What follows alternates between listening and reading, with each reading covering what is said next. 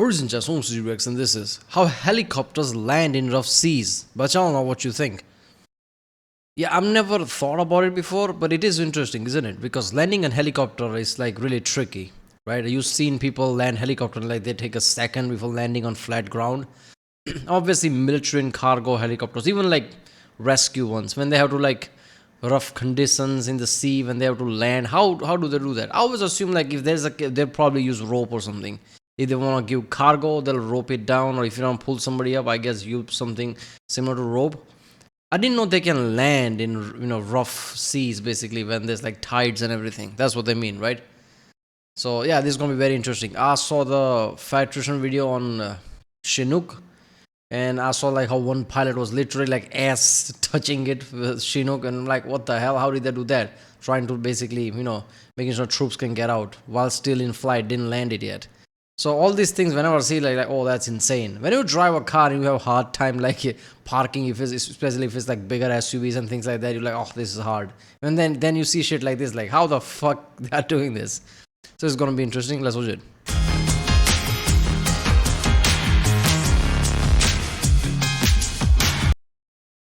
Remember, if you like my Rick, so don't forget to subscribe so that way I know which type of videos to react to more.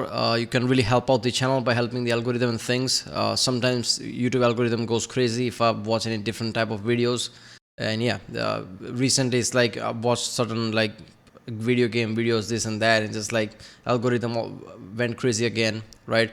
It's like click through rate is like how many people are choosing to watch is like the same, but like views goes down because YouTube is not recommending enough, because YouTube suddenly thinks I'm a video game channel now.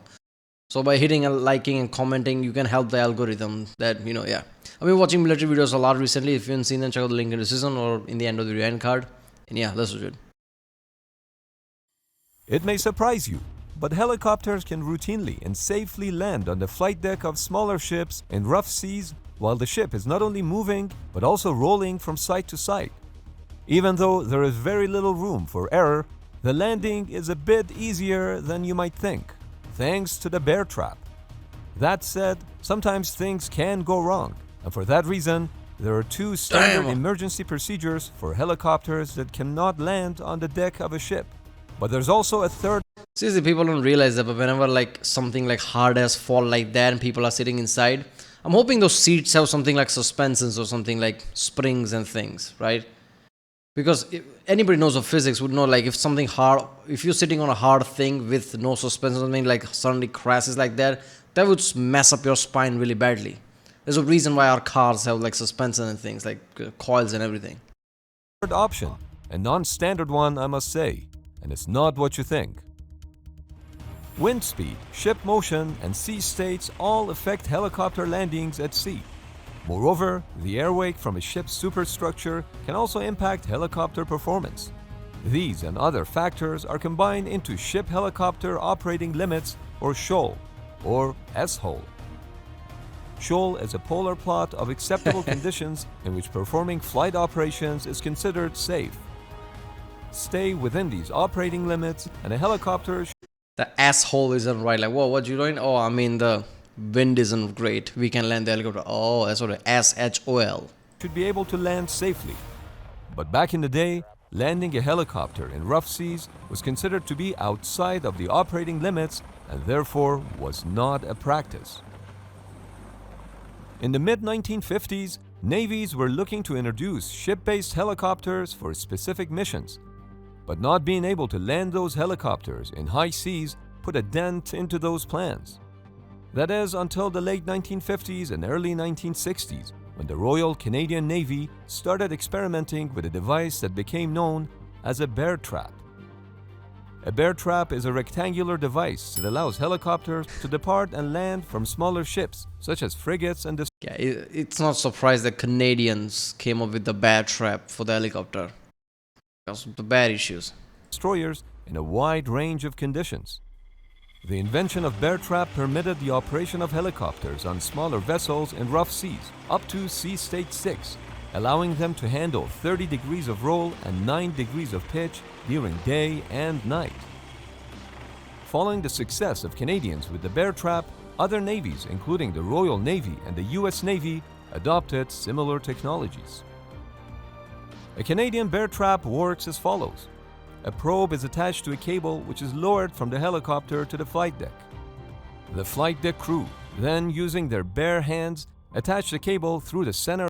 Yeah, but if it's rough sea and like everything's shaking, how are these people doing all these things with the rope? Or like those pirate movies when like air, water and air is like smashing their face, like pull. That's the scenario, because that's make their job insane.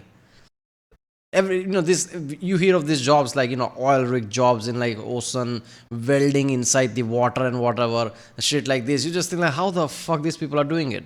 How they get compensated for whatever they're doing, because that's some next level thing. Of the bear trap to a winch below the flight deck. The cable is kept under constant tension, which is controlled by an automatic hydraulic system. This synchronizes the ship with the helicopter. When the pilot and the landing signal officer are comfortable that the motion of the helicopter and the ship is relatively stable, the pilot decreases the power and the LSO increases the cable's tension. Yeah, but is there like what is it called, like something you pull and it releases the cable if need be? Is there something like that there? Because if like something goes wrong, it's like a disaster scenario, isn't it? Like helicopter is literally tied to the ship. It's like just cause you the tether things to helicopter, right? I can see some shit like that. Like if something suddenly goes wrong, right? Or suddenly ship goes out of control, or even like I don't know, anything. That might be a problem once helicopter loses control, can't even pull up now. As the pilot flies the helicopter down, the winch pulls the helicopter's main probe into the center of the bear trap, which is then closed. Bear trap not only can catch and secure the helicopter in place, but it can also move the aircraft in and out of the hangar using a rail system. Oh, that's good. The original bear trap system, even though very... Imagine that once you get locked down like that, doesn't matter how bad condition can get, the pilots can stay inside the helicopter and helicopter's gonna stay there. It's like literally part of the ship now. So it doesn't matter how much badly movement is, helicopter's not gonna drop now. Helpful had a disadvantage. Since it required the flight deck crew to be on the deck to handle the cable, in stormy conditions, there was a risk of man overboard. That's why more advanced versions of the bear trap were developed, like Curtiss-Wright's advanced handling technology known as ASSIST. ASSIST uses an optical positioning system that continuously tracks and monitors the exact position of the helicopter relative to the designated landing area. As the helicopter touches down, it is immediately secured using the bear trap, and then aligned and traversed into the hangar without requiring any personnel on deck. Okay, how is that same with the original? Original World War, like you tethered it very early, and that had like assisted effect to it. With this one, there is no assist until you literally touch down. Some navies refer to bear trap as Recovery Assist Secure and Traverse, or RAST, or McTaggart Trigon system. While multiple versions of Recovery Assist exist, most rely on a grappling device or a probe that's secured when the helicopter lands and the bear trap is closed. An alternative to the bear trap is a deck lock system, which uses a steel grid in the middle of the flight deck. The pilot hovers over the grid, waiting for the right moment to descend. Once landed, a locking harpoon is deployed, which engages the hydraulic actuator system that pulls the helicopter onto the deck. The benefit of the system is that it doesn't require any personnel to approach the helicopter, especially during rough seas. A version of the deck lock system that utilizes a harpoon mechanism was developed in the UK back in the 1970s and was tested on this moving platform. A nice feature of this system is that it can rotate the helicopter 360 degrees, which simplifies handling. For smaller surface combatants that rely on helicopters, bear trap and other similar systems have strategic importance. In 2014, the Japanese government expressed concerns about a French company that sold their system to China. A few years later, in 2017, Japan developed the first system that could automatically land a helicopter on a moving ship. This system relies on GPS navigation to get close to the ship. Then, the laser sensors are activated on both vessels, which calculate the relative position of the helicopter to the moving ship with an error range of just a few inches. This allows the helicopter to land safely and automatically. Damn.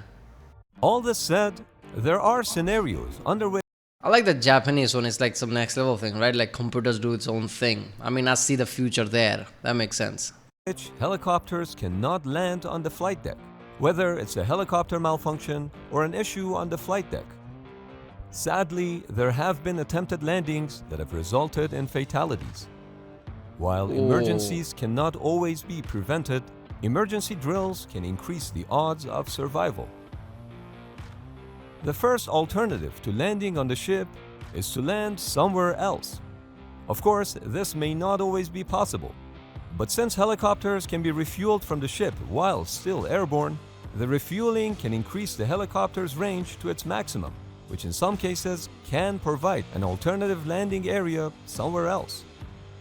Helicopter in-flight refueling, or HIFR, begins when the helicopter lowers a bag attached to a cable onto the flight deck. The refueling crew then attach the fuel hose to the cable, which in turn is hoisted back onto the heli and hooked up to the fuel tank. Once fueling is done, the hose is lowered and the helicopter flies away. In case you're wondering why there was a bag attached to the cable, the bag is used to pull up a fuel sample that is visually inspected by the flight crew for fuel contaminants. The weight of the bag also prevents the hoist cable from swinging around as it's being I mean, the weight thing, I understand that, but like, why check the fuel thing? What, they can do it? The people below? Why the helicopter people has to check it? That doesn't make sense. lowered onto the flight deck. When landing on a ship is not possible, the second option is to land on water. Damn. This is what happened during a replenishment mission where a CH-46 Sea Knight experienced an engine failure over the deck of USNS Spica. The pilot immediately reacted by releasing the load and clearing the deck. Next, by relying on auto-rotation, the pilot was able to successfully land the helicopter on water. It won't The Sea sink? Knight capsized to the right as the crew escaped the fast-sinking vehicle. It will sink. Everyone made it out alive, thanks to the emergency egress training that the crew would have previously received. This was also one of the first times Basically- that Heats bottles were Basically, let the cabin fill with water and then open it. Otherwise, you won't be able to open it and things, right? There was a whole Top Gear episode, I guess, long time ago, first or second season, something. Pretty sure, right? Talked about this because people were like dropping cars in water a lot. used by the helicopter crew in a real-life emergency. Finally, the third emergency option, and this is quite a rare one. But what do you do when multiple helicopters have to land on a ship and there's only room for one? Oh, This situation in fact came up when the United States was evacuating its troops from Vietnam. As the evacuation fleet was sailing away, several South Vietnamese helicopters approached the ship and they were packed with refugees who were trying to escape. In a humanitarian effort, the helicopters were allowed to land, one at a time. That's right, after each landing, the crew skidded the helicopter off the ship to make room for the next chopper to land. what? In some cases, the pilot dropped Man, off the that guy passengers, just- then crash landed and The helicopter slammed into that guy, basically. Oh my god. Could you imagine a helicopter just fucking hit me? Damn. water near the ship to be rescued. But if you think this was impressive, which it was, I should remind you that during these evacuations, a Cessna 01 dropped a note on the deck of the American aircraft carrier USS Midway. The note read, "Can you move these helicopters to the other side? I can land on your runway. I can fly 1 hour more. We have enough time to move. Please rescue me. Major Buong, wife and 5 child." Damn. That was a Vietnamese pilot and his family. Midway's commanding officer ordered the clearing of the landing area, where an estimated $10 million worth of UH-1 Huey helicopters were pushed overboard. See, when I hear like this, it's like fucking awesome. It's like wholesome, right? I mean, Americans like, fuck money, fuck helicopter. I'm gonna like throw all that overboard because, some Vietnamese, trying to land here. I mean, they don't have anything to do with these people, right? But they're like, okay, humanitarian effort, throw all the helicopters in the sea. Like, that's some next level shit. Major Buong safely touched down, becoming the first South Vietnamese Air Force fixed-wing pilot to ever land on a carrier. Another Cessna 01 was also recovered by USS Midway later that afternoon. If you'd like to talk to us live, consider joining our Discord server where we do Q&As. Share your suggestions and video ideas with Okay, I still don't know what a Discord is. It's like a forum or something. I don't know. People tell me about it. You should start a Discord. I don't even know what that is. I mean, I'm not gonna Google it, but I don't know. It feels like it'll take time to understand something, or maybe I'm just getting old. I don't know. But yeah, right. But that was how helicopters land in rough seas. Bear Trap. Didn't know that, or newer versions of Bear Trap. But it feels smart, right? Helicopter and landing anything on like a aircraft carrier type thing on on sea and landing something and like you know. I don't know how to holster it down is already hard because of like sea would moan as just like helicopter was drop down, right? But this is just awesome. It just grab onto the whole helicopter like move, right? It's like part of the sea, part of the ship now. Doesn't matter how much turbulence comes, it's not gonna drop, which is awesome. Well, if you like making some fun, subscribe and I'll see you next time.